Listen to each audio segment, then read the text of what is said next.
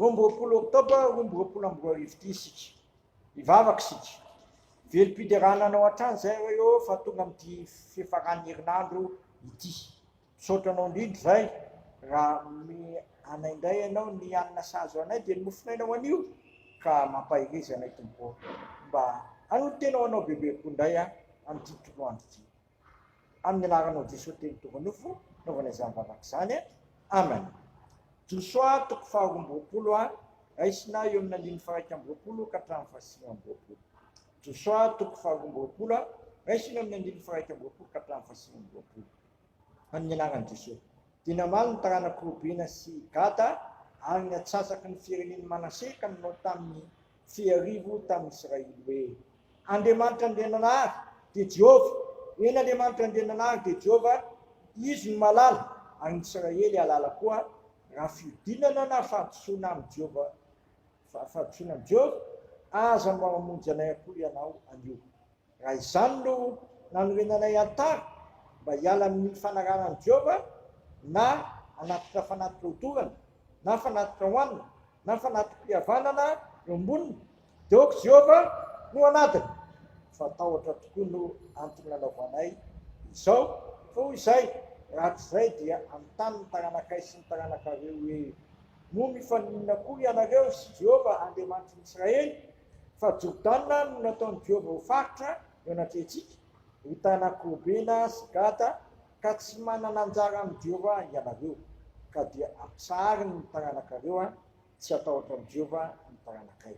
Toy izay aoka isika hanorina altara ho antsika tsy anaterana fanatika hodorana nefany fanatika latsa-dra fa mba ho vavolombelona ho amintsika sy ny taranantsika mandimantsika anaovanay ny fanomponan'i Jehova eo anatreny amin'ny anaterana fanatika hodorana sy fanatika latsa-dra ary fanatika mpihavanana mba tsy holazay ny taranakareo amin'ny taranakay ratsy izay hoe tsy manana anjara amin'ny Jehova ianareo.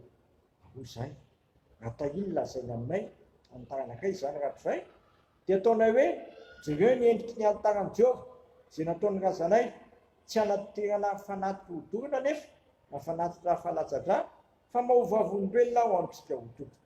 Salatry aminay raha hiodina amin'ny Jehova ka hiala an'io amin'ny fanaranan'i Jehova hanorina antara anaterana fanatika hodorana na fanatika hoanina na fanatika latsa-dra fa tsy ny atalan'i Jehova Andriamanitsika izay eo anoloan'ny tabirina kely.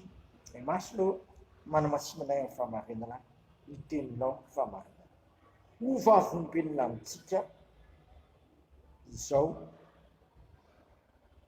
ho vavolombelona amintsika sy taranantsika mandimby antsika. Andininy fahafito amby roapolo amin'ny toko faha roa amby roapolo. Andininy faha roa amby roapolo andininy fahafito amby roapolo fa hanompo an'i Jehova hatrany izay. Hanompo an'i Jehova hatrany izay. Ho vavolombelona amintsika hanompo an'i Jehova hatrany izay.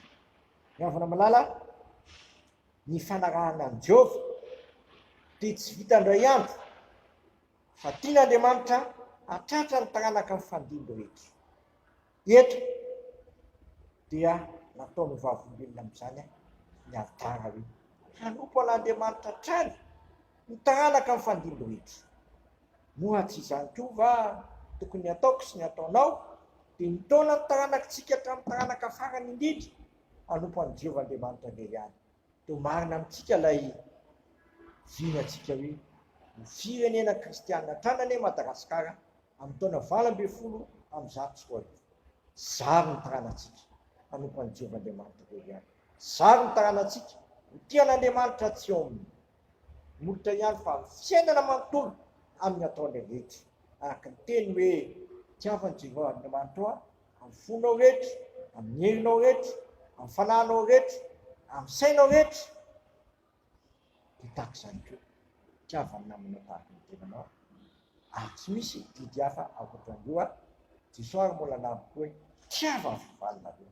Izay tian'Andriamanitra dia tsy maintsy tiany galana ho amin'ity androany ity.